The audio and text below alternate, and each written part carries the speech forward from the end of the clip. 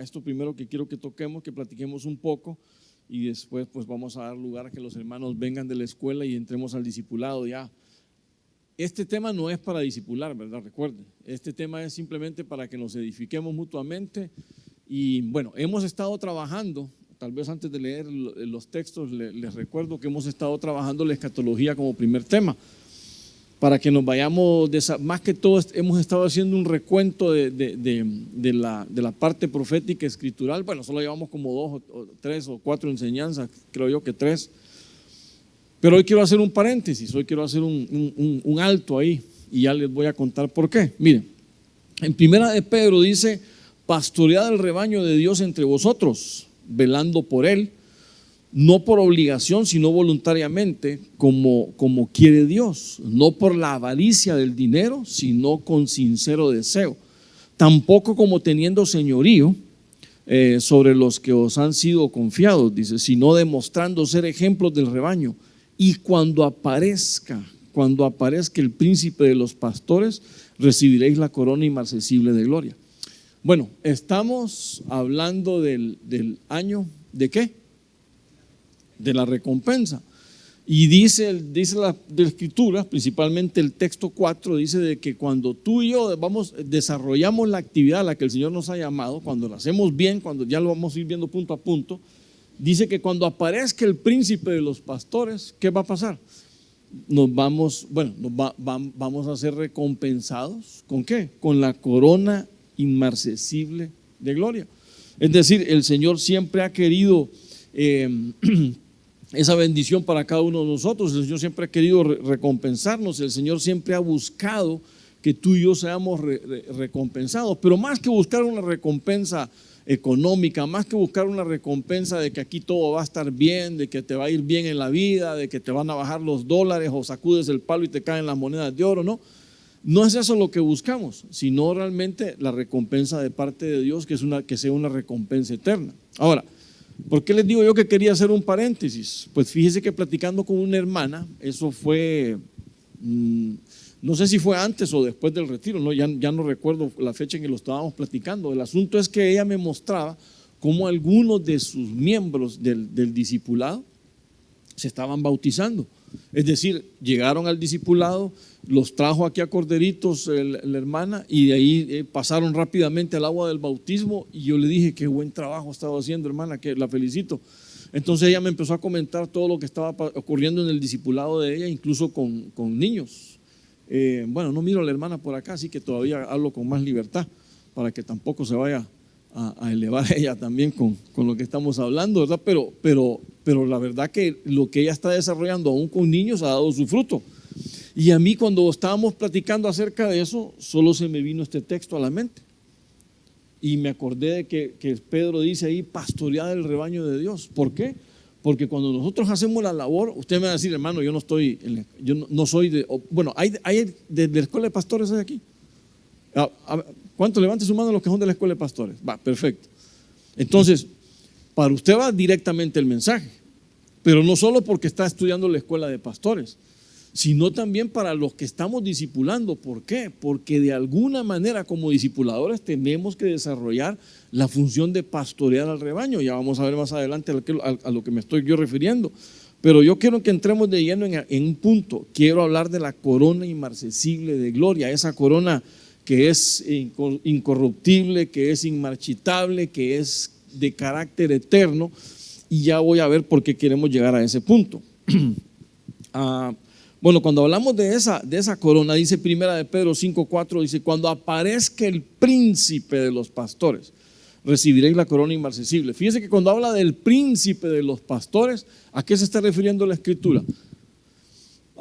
Bueno, aquí en el mundo nosotros siempre hemos pensado de que el líder que está al frente de un grupo es el jefe, el pastor es el jefe, el apóstol es el jefe de los jefes, y la verdad que no es así, ¿verdad? Me acuerdo muy bien cuando el pastor Sergio empezó a explicar acerca del apostolado. Él dijo: nunca entiendan que un apóstol es igual a jefe. No, somos servidores de Dios, y entre más alto sea el puesto, más abajo tiene que ir a servir. Ahora, ¿cuál es el punto donde quiero llegar? Que ahí dice que cuando aparezca el príncipe de los pastores, bueno, ahí sí es el jefe. ¿verdad? Porque cuando habla de, bueno, aquí me metí en otra palabrita, pero bueno, cuando habla de que es el príncipe, dice que es el primero, dice que es y obviamente el primero en jerarquía, entonces habla de su posición de jefe, pero el punto importante aquí es que, ¿qué estamos hablando? De que nos van a dar una corona inmarcesible. Cuando habla de inmarcesible, pues habla de esa palabra amarantios. Y ya vamos a ver a dónde nos lleva esa palabra. Dice que es algo que es eterno, que es un símbolo de perpetuidad y de inmortalidad. Y note que algo bien importante, si usted lo lee en su Biblia, esa palabra amarantinos en griego, que no sé si así se pronunciará, pero bueno, no me preocupo porque yo no sé griego y tampoco usted, así que no hay ningún problema como lo estamos diciendo. El punto importante es que viene de una palabra que de una planta que es amaranta. La planta es la planta es amaranto. Y hay ciertas particularidades que me llamaron la atención de esa planta, porque si usted se fija bien en esa planta, y ahora entiendo por qué la usaron o la refirieron como una corona eterna. La planta es color carmesí, rojo carmesí. También la planta dice de que nunca se marchita, y si por alguna razón usted la corta y la separa, la planta se seca, pero con solo rociarla con agua, la planta rejuvenece nuevamente. Entonces, ¿cómo nos tipifica lo que tú y yo estamos haciendo o debemos de desarrollar y hacer? Y que el Señor nos gratifica con eso, porque la corona de gloria dice de que esa amarantinos es una corona eterna. ¿Y por qué nos van a dar algo eterno? Porque el Señor quiere que la luzcamos, es decir, que nosotros, claro, ya sabemos que cuando llegamos a la corte celestial, como los 24 ancianos que están ahí en la corte, cuando entró el Señor Jesucristo, el Cordero, todos rindieron sus coronas delante de Él, ¿verdad? Seguramente nosotros vamos a rendir nuestras coronas delante de Él, pero el punto importante es que hay un galardón que el Señor tiene preparado para cada uno de nosotros por lo que estamos desarrollando. Y cuando yo voy más adelante, mire lo que dice la escritura aquí en la Biblia, la Serafín Asuejo, dice: y cuando se manifieste el mayoral de los pastores, conseguiré la gloriosa corona de amaranto. O sea, aquí lo tradujeron directamente, la palabra directamente de la planta en sí. Ahora, dice cuando aparezca. Entonces, cuando esta versión dice cuando se manifieste, ¿verdad? Esa palabra es fanero, que es hacer manifiesto, hacer visible, hacer conocido algo que estaba oculto. Entonces, esa sin lugar a dudas es la parucía del Señor, que tiene que ver mucho en la relación del término fanero. ¿Por qué? Porque es una demostración, es una manifestación o es una aparición solo para unos, no para todos. Más o menos, no estoy diciendo que sea lo mismo, pero más o menos como lo que le ocurrió a Pablo. Cuando Pablo iba hacia Damasco, ustedes se recordarán que dice que hubo una luz que lo rodeó y que los que iban con él vieron la luz, pero no entendieron la voz. Entonces, ¿la revelación para quién fue? Exclusivamente para Pablo. No había, o sea, los demás simplemente vieron un efecto espiritual extraño para ellos, pero no pudieron entender la voz que le hablaba a Pablo, no pudieron entender el entorno que estaba sucediendo ahí con Pablo. Sin embargo, ellos lo vieron, pero no captaron nada. Entonces, básicamente esa es la palabra fanero: poder verlo, poder de alguna manera poder disfrutarlo, poder tenerlo. Y obviamente se nos está revelando el Señor. Ahora, rápidamente, ¿cómo ganamos esa corona? Bueno, ya lo estuvimos viendo punto por punto. Dice: pastoread el rebaño de Dios entre vosotros. Entonces, ¿qué es lo primero que Pedro nos enseña o nos enfoca? Que tú y yo debemos de desarrollar una labor pastoral. Entonces, podemos decir, como discipuladores, ¿podemos desarrollar una labor pastoral? Bueno, eso es lo que deberíamos de estar haciendo, no solo como discipuladores, como padres de familia. Todos somos padres aquí, ¿verdad? O estamos intentando al menos. Entonces, esa es la labor que tenemos que desarrollar, el pastorear. ¿Qué es pastorear, hermanos? Apacentar, dar de comer. Bueno, Salmo 23, uno de los salmos más conocidos, dice: Jehová es mi pastor entonces es el que suple también. El pastor el pastorear es suplir, como bien dice Carlos, apacentar, dar alimento. Entonces la palabra, no sé, sí, aquí lo tengo. La palabra original es de pastorear, por lo menos en el griego es poimaino, ¿no? Poimaino, que es alimentar, que es cuidar, que es nutrir, que es suministrar los requisitos para la necesidad del alma. Entonces, de eso se trata todo esto. Ahora, ¿estamos alimentando nosotros el rebaño? ¿Estamos cuidando nosotros del rebaño? ¿Estamos atentos a las necesidades del rebaño? No estoy diciendo que tenemos que estar atentos a todo lo que ellos necesiten en cuanto a materialmente o a la parte económica o a la parte, pero nosotros tenemos que estar pendientes de qué necesidades tiene la persona, porque si no podemos suplir algo económico, podemos pedir una oración, podemos reunirnos y orar por él. Como me llamó un hermano en la reunión pasada del discipulado, me dijo: hermano, le quiero pedir una autorización porque aquí hay un hermano que está mal de salud y quiere que oremos por él. Pues claro, ahí para eso estamos en el discipulado.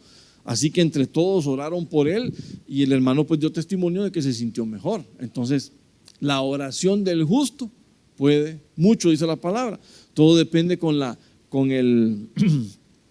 fe que nosotros estemos tomando la escritura y aplicándola a los demás. Ahora, ¿cuál es el punto? Que tenemos que pastorear. Pastorear es alimentar. Entonces, por eso es que nosotros, bueno, lo dice ahí Hechos, déjenme adelantarme un poquito. Lo dice ahí Hechos 2:46, día tras día, todo el grueso de los discípulos en aquella primera iglesia, día tras día, continuaban unánimes en el templo y partiendo el pan en los hogares. Obviamente, aquí estamos hablando del pan natural, aquí estamos hablando de que se sentaban a compartir el pan con algún vaso de refresco o agua. Usted me dirá: hermano, también en el discipulado hacemos eso, pero nosotros tenemos que espiritualizar esto. Compartir el pan es alimentar la oveja. Por eso es importante que usted digiera bien el tema, lo que se va a desarrollar en el discipulado, lo aplique en su vida y con el ejemplo de vida y de palabra lo desarrollemos en el estudio, lo desarrollemos en el discipulado. Eso es alimentar, eso es cuidar, eso es estar pendiente de la oveja, de todas sus necesidades. Porque mire, si ustedes y yo suplimos la necesidad básica de la persona, tarde o temprano eso se va a terminar. Pero si usted suple la necesidad espiritual, bueno, el Señor Jesucristo dijo a la samaritana: si tú bebes de este agua, ¿qué dijo?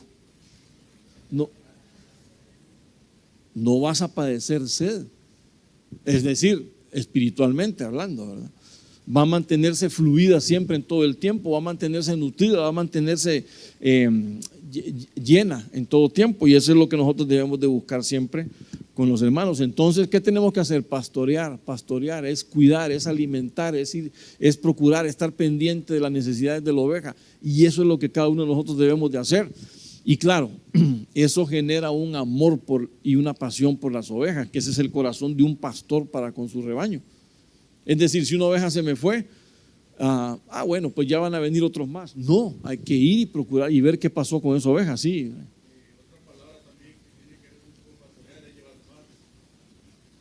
Bueno, es que eso es parte de todo el trabajo. Aquí solo estoy dando un puntito de lo que realmente hace un pastor. Deberíamos de quedarnos solo ahí y trabajar eso, pero más que para pastores es porque tú y yo somos discipuladores y tenemos a cargo un grupo de ovejas a las que tenemos que alimentar, a las que tenemos que cuidar, de las que tenemos que estar pendientes de su desarrollo. Si una oveja se te puso rebeldona, ¿qué haces tú? Pues que se vaya, no importa. No, tenemos que velar por ella porque te la han dado a tu cargo. Pongamos el ejemplo, ¿qué hacía David con las ovejas del papá? Eran las ovejas de su papá, no eran las ovejas de él. Después le iban a dar las de él, pero ¿qué hacía David? ¿Cuál fue el testimonio que dio David acerca de las ovejas? ¿Cómo trataba o cómo cuidaba las ovejas de su papá?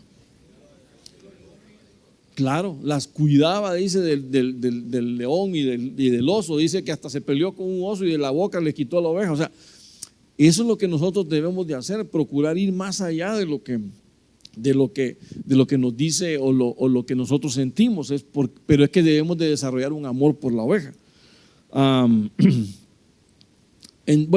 avanzando un poquito más, dice pastorear el rebaño entre vosotros, velando por él. Entonces, número 1 es pastorear y número 2, velar por él, velar por él. Entonces, ¿cómo tenemos que nosotros desarrollar esta labor? Tenemos que velar sobre el rebaño. Ahora, no me estoy refiriendo al mantenerme despierto en oración por el discipulado, por mi discipulado, no. Me estoy refiriendo a cuando yo digo que hay que velar por él, es porque tenemos que estar realmente ser cuidadosos con aquellas ovejas a las que tenemos al cargo, ¿verdad? Como el ejemplo que estábamos hablando de David. Pero entonces lo primero que debemos de entender es que velar se refiere al cuidado de la oveja, que velar se refiere a la supervisión, se refiere a la inspección de cómo se está trabajando con la oveja, de cómo está evolucionando la oveja con la enseñanza que se le está dando. Mire, ustedes y yo tenemos un gran privilegio que no cualquiera tiene. ¿Sabe cuál es? ¿Que es hijo de Dios? No, yo sé que sí, pero que puede ingresar a la casa de los hermanos a compartir la palabra con ellos. Algo muy en privado, algo muy en, ¿cómo podríamos decirlo? Muy en la confianza. Y entonces eso nos acerca con cada uno de los hermanos. Eso nos da la oportunidad de que estamos de cerca con ellos, conociendo sus necesidades, conociendo sus problemas. Compartimos a veces los problemas, porque el problema de ellos puede ser el problema también que nosotros estamos viviendo, sea con familiares, sea con trabajo, lo que usted, como usted lo visualice. Pero el punto importante es que el discipulado nos permite acercarnos, pero tenemos que hacerlo velando por ellos, es decir, con el cuidado, ir en pos de estar pendiente de las necesidades de los demás. Dice la traducción literal, si usted busca esa palabra, porque realmente no lo tengo acá, es mirar cuidadosamente.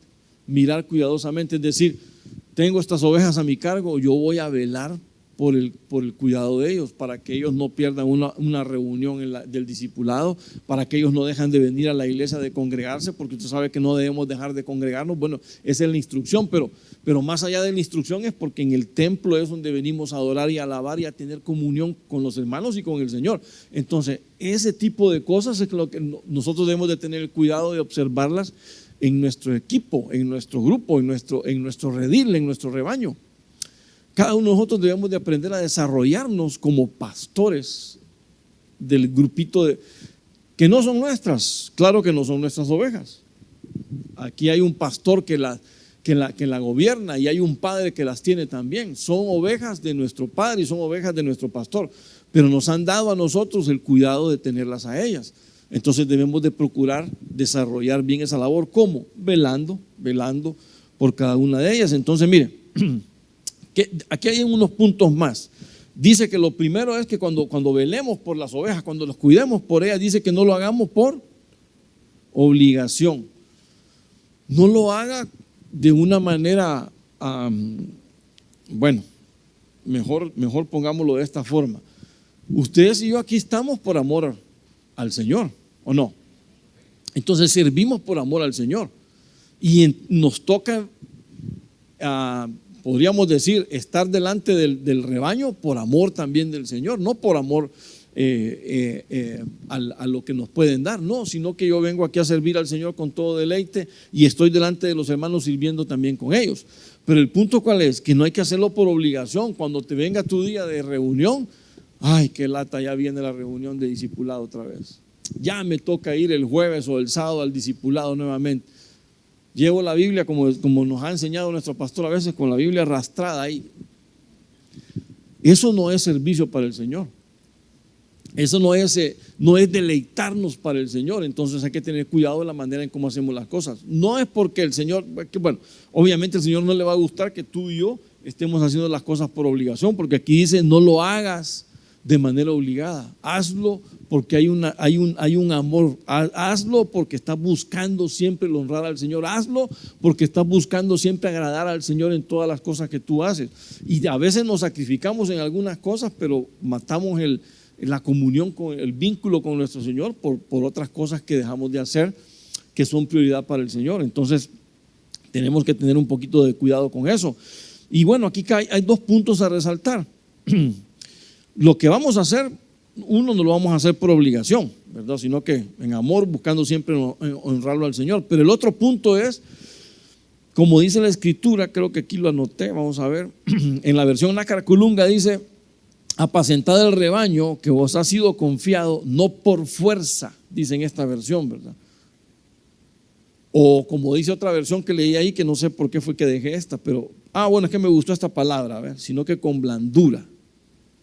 No por fuerza, es decir, que no por la fuerza, que nosotros no ejerzamos presión sobre los que estamos discipulando, que no vayamos con un carácter autoritario sobre ellos. Recordemos que ellos son ovejas y que nosotros tenemos que tener la actitud de pastor. El pastor ama al rebaño, por lo menos eso fue lo que nos enseñó el Señor, y con esa actitud nosotros debemos ir. Entonces no debemos de coercionar a las personas, no debemos de forzarlas tampoco, sino que con blandura, dice esta versión. ¿Cómo vamos a servir entonces? Bueno, como decía aquí nuestro hermano Brian, con paz, con amor, cediéndole, bueno, tampoco ser permisivos en las cosas negativas, ¿verdad? Pero entender que cuando hay algo negativo, consolar a los hermanos y encarrilarlos en el bien, enseñarles en qué están desviándose y cómo los podemos retomar al camino correcto. Eso es el tipo de enseñanza que un pastor debería desarrollar, que alguien que está al frente de un rebaño lo pueda desarrollar. Finalmente el texto nos enseña que hay que velar, déjeme volver atrás porque no sé si, bueno, aquí lo tengo, que hay que velar, ¿cómo? No por obligación, velando por él no por obligación, sino voluntariamente. Eso es algo que tú y yo debemos de entender. Bueno, lo estamos haciendo voluntario, sí, de manera voluntaria, pero ¿qué es voluntariamente? Voluntariamente, y note ahí como dice el texto, el verso anterior, voluntariamente como Dios o como quiere nuestro Señor. Es decir, si tú y yo queremos agradar al Señor, entonces tenemos que tener, bueno, hay un punto aquí. ¿Qué es hacer las cosas voluntariamente? ¿Qué es hacer algo voluntario? De corazón. Sí, exacto. Todo está perfecto. Alegre, todo está perfecto. Pero más que todo lo que ustedes están diciendo es rendir mi voluntad al Señor. Eso es lo voluntario. Es que yo le rindo no a las ovejas. Yo no estoy obedeciendo a las ovejas. Yo no estoy al Señor por sobre todas las cosas. Porque recordemos algo, Mateo 28, id y haced discípulos. Entonces a ti y a mí nos han encomendado el discipulado. Entonces como tal tenemos que voluntariamente rindo mi corazón al Señor, ¿verdad? Lo que estaban diciendo cada uno de ustedes. Pero en esa obediencia al Señor yo hago y voy a hacer entonces la voluntad de Él, ejerciendo el desarrollo ministerial en el discipulado. Amén. Bueno, déjeme apurarme porque ya se nos está yendo el tiempo. Entonces, tercer punto, sincero deseo. Dice aquí que velemos por él no por obligación, sino voluntariamente, como quiere Dios. Es decir, vamos a agradar siempre al Señor. Si tú y yo hacemos lo que quiere Dios, es porque le estamos agradando lo que estamos haciendo. Ahora, no por avaricia del dinero, sino que con un sincero deseo. Con un sincero deseo. Si hay algo que tú y yo debemos de tener, es una pasión, es un deseo. Bueno, literalmente dice de buena gana. Por eso es que dice que no por obligación. Nadie vaya a ir al discipulado y le diga a las ovejas: mire, hermano, hoy vengo porque realmente ya no tenía nada más que hacer y por eso vengo a verlo a usted. No, porque desgraciadamente, bueno, aquí nos reímos pero eso ha salido, hermanos. Eso ha sido parte del pan cotidiano del discipulado. Me metí a discipulado, pero no sé, me amargué y entonces, bueno, voy a tener que ir pues, pero ni modo, porque para no quedar mal con esto, mejor voy. No, así no se sirve, porque no estamos haciendo nada. Te amargas tú, no agradas al Señor y vas a ir a amargar también al resto de las ovejas. ¿Y en qué quedamos al final? Todos amargados. Entonces, no es eso lo que Dios quiere. Él dice que de buena gana ve y hazlo de buena gana. ¿Por qué? Porque me está sirviendo. Primeramente entendamos, estamos sirviendo al Señor.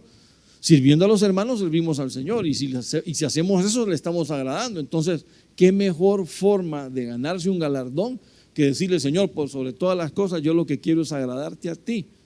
Ya no importa si quedo bien con el hermano, ya no importa si me dan mi refresquito y mi sanguchito al final de la reunión, no importa, pero yo lo que quiero es que tú te seas agradado con el servicio que yo estoy dando, porque para eso es que nos estamos equipando, ¿o no? Sí, entonces, bueno, aquí dice claramente que no busquemos un beneficio personal en lo que hacemos. Tal vez no debería de tocarlo, pero porque aquí dice no por la avaricia del dinero, ¿verdad? Pero enfoquémoslo a algo. ¿Te beneficias personalmente tú cuando vas a un discipulado?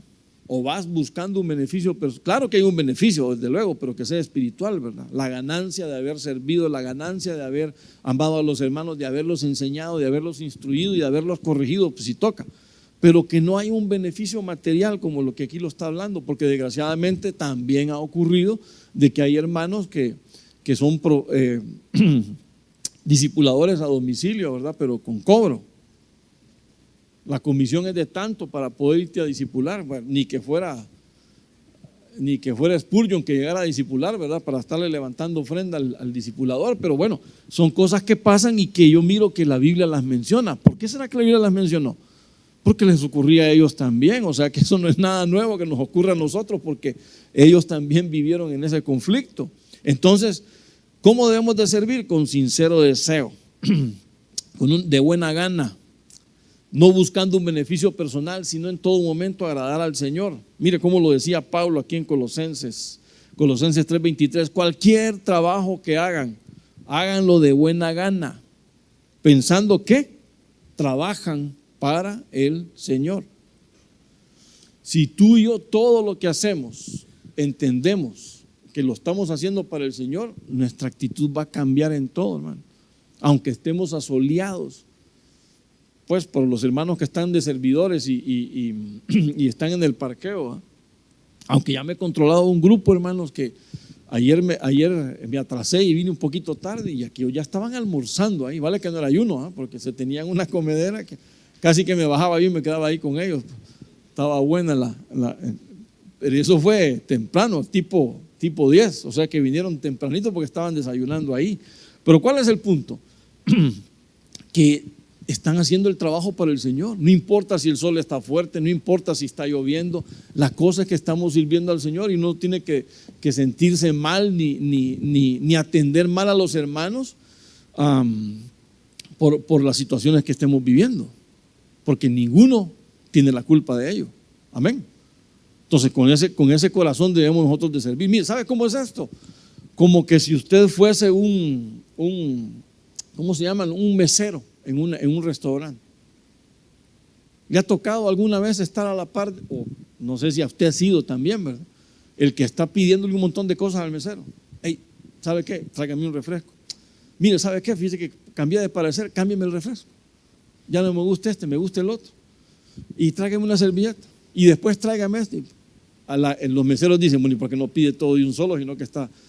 ¿Acaso que camine él, pues a ver si puede? ¿Por qué le estoy diciendo yo esto? Porque a veces nos pasa lo mismo a nosotros. Nosotros somos los que estamos sirviendo y a nosotros nos empiezan a decir, mire, quiero que me ayude con esto, mire, quiero que me haga esto otro, mire, quiero que... Y uno a veces se siente como que, bueno, ¿qué estamos haciendo aquí? Pero si tú tienes un don de servir, lo vas a desarrollar sin estar,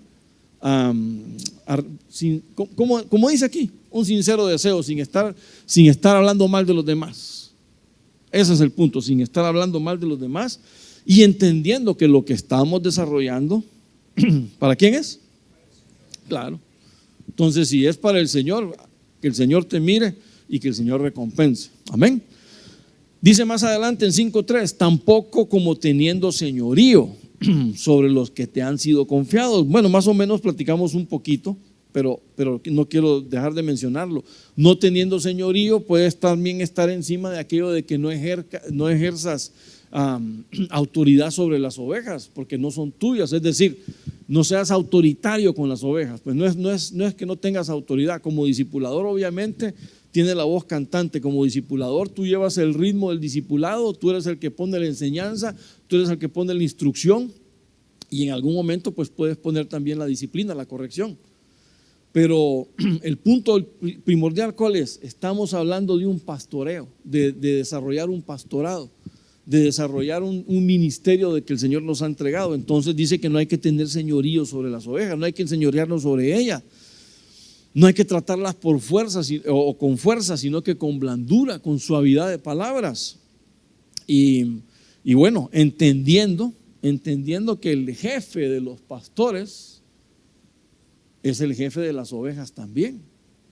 Entonces, él es el que nos va a pedir cuentas a nosotros y después se va a arreglar con su oveja. Pero al mayordomo que tienen puesto sobre las ovejas es el que le van a jalar las orejas. Entonces, ¿cómo dice ahí Pedro? No teniendo señorío. Si no, dice, bueno, déjenme solo en este punto, déjenme enseñarles lo que dice Lucas, palabras del Señor Jesucristo. Dice, Jesús les dijo, los reyes de los gentiles se enseñorean de ellos, y los que tienen autoridad sobre ellos son llamados bienhechores, pero no así con vosotros. Antes el mayor entre vosotros hágase como el menor, y el que dirige como el que sirve. Entonces, ¿qué es lo que nos está diciendo el Señor? Que tú y yo, entre más arriba vayamos escalando, quiere decir que más abajo tenemos que irnos en la parte de servicio. Eso es lo que tenemos que entregarnos más y más en el servicio. Tenemos que hacernos humildes en el servicio y hacernos sumisos también. Y esa es la enseñanza que deja el Señor aquí. Por eso dice ahí que los gentiles se enseñorean, los reyes de los gentiles se enseñorean de ellos. Porque ellos no entienden el misterio del servicio del Señor. Ellos lo que quieren es sacar un beneficio propio de las personas. Pero el pastor o el que esté desarrollando la labor de pastor, el discipulador, pongámoslo así, que estamos desarrollando la labor de pastor en nuestras reuniones, no tenemos que beneficiarnos de ellas, sino que ellas se beneficien de todo aquello que el Señor te ha dado a ti y lo que tú has podido adelantarles a ellos en muchas cosas. Amén. Entonces, eso es lo que tenemos que hacer. Ya para ir terminando, tampoco dice como teniendo señorío como sobre los que han sido confiados, sino demostrando ser ejemplos del rebaño. Entonces, aquí viene la pregunta del millón, ¿verdad? ¿Somos ejemplos? Bueno, mejor déjenme corregir la pregunta. ¿Somos buenos ejemplos para las demás personas? Es decir, algún recién nacido creyente que venga a la iglesia, cuando te mira y te diga, hermano, yo quiero ser como usted. Usted por dentro le dice, bueno, tal vez se lo dice o tal vez se lo guarde y le dicen, mejor no busques eso. Pero el punto ¿cuál es? Cuando alguien te dice así es porque tú lo has influenciado para bien. Y si tú lo has influenciado para bien, quiere decir que estás haciendo un buen trabajo para el Señor. Pero el problema es que a veces sabemos la gente a veces solo se centra en el mal ejemplo, no en el bueno. Pero a veces sabemos dar mucho más. Digamos no malo, simplemente un ejemplo que no es correcto. Y eso es lo que entonces entorpece nuestra labor.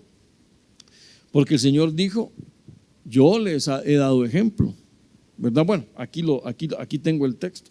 Ejemplo os he dado, dice el Señor, para que como yo os he hecho, vosotros también hagáis. Entonces, el Señor no solo vino aquí a dirigir a Pedro, hey, Pedro y Juan se me van para allá y echan fuera a todos los demonios. No, Él vino a orar por los enfermos, Él vino a sanar a todos los que estaban ahí mal, Él vino a compartir el pan con el necesitado. Entonces les dio el ejemplo a cada uno de los discípulos y por eso les dijo, así como yo he hecho, hagan ustedes a los demás, con los demás. Así como, perdón.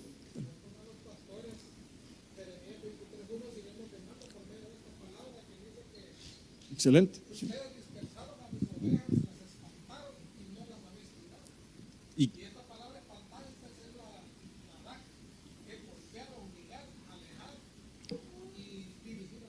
maltratadas las ovejas. Y por eso es que, bueno, ¿y qué dice después de los? Bueno, no sé si tenés el texto ahí, pero más adelante dice que los pastores eso los va a quitar, les va a quitar el privilegio, porque no desarrollaron su labor como debería de ser. Más bien, como dice el texto, que se enseñorearon de las ovejas, las maltrataron y las dispersaron.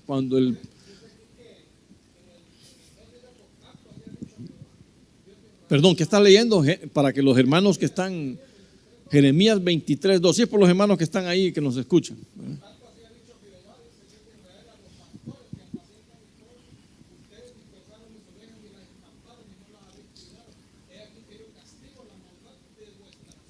Claro. Retribución, retribución. Aquí hay galardón, ahí hay retribución por la mala o por el mal accionar como pastores. Entonces fíjese que cuando hablamos de esta parte del señorío, ya para ir terminando con esto, de ser ejemplos, en un sentido técnico, lo que pasa es que creo que no lo puse ahí, pero bueno, en un sentido técnico dice que es el patrón conforme al cual una cosa debe ser hecha. Entonces, ¿de qué estamos hablando? De que cuando usted es ejemplo, usted le está diciendo a los demás, mira, así como yo lo hice, así es como debe hacerse. No sé si en su trabajo usted puede tener una ilustración clave, ¿verdad? Por ejemplo, un mecánico le está enseñando a otro mecánico joven a cómo armar una pieza. Entonces, mira, estos tornillos van en esta posición, este empaque, qué sé yo, va en esta posición, y ahí le va enseñando, y así es como se ensambla, así es como finalmente se arma. Entonces, ese es le está dando un ejemplo de cómo hacer una cosa. El ejemplo debe ser algo práctico, no solo teórico. Sí, Héctor.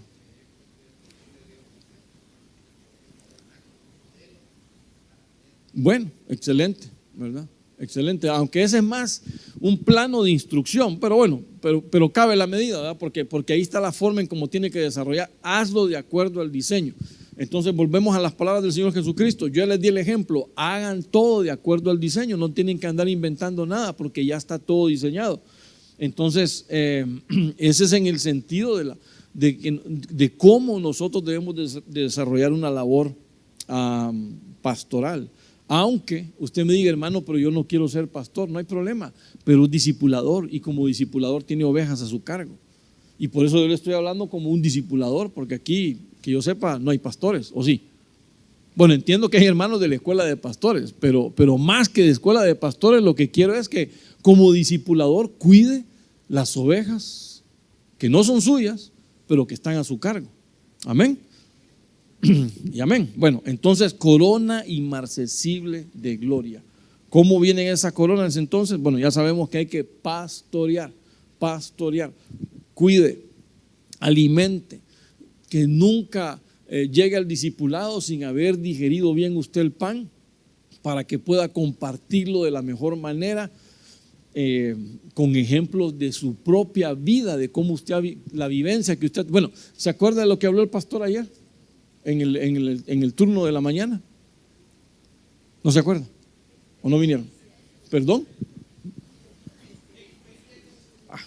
Experiencias, claro. Entonces necesitamos vivir la experiencia con el Señor. Ya me había asustado, creí que no habían venido todos los discipuladores, porque si no, a todos nos vamos a ir en la balacera ahí cuando el pastor diga discipuladores y no hay nadie, hermano. Bueno, entonces necesitamos buscar las experiencias con el Señor para que compartamos de acuerdo a ellas, para que tengamos el rema ahí bien establecido. También dice que velando por la oveja, esa es parte de cómo pastoreamos, pues velando por ella, cuidándola, estando pendiente de lo que le pasa a la oveja, sabiendo cuál es la necesidad para suplir. No estoy hablando de dinero, no estoy hablando, y claro, si se puede, pues está bien, pero estamos hablando de la necesidad espiritual. Llene el corazón de los hermanos a los que usted está ministrando, amén. Más adelantito dice, con sincero deseo, que su pasión sea el servir, que su pasión sea el buscar siempre el agradar al Señor, no teniendo señorío, no tratando mal, sino que tratando con blandura, tratando con suavidad, porque eso es el rebaño del Señor. Y finalmente debemos de ser ejemplos de lo que se debe desarrollar en el discipulado, siendo nosotros el primer ejemplo para poder hacerlo, dándoles a ellos la guía de lo que nosotros debemos de desarrollar. Amén.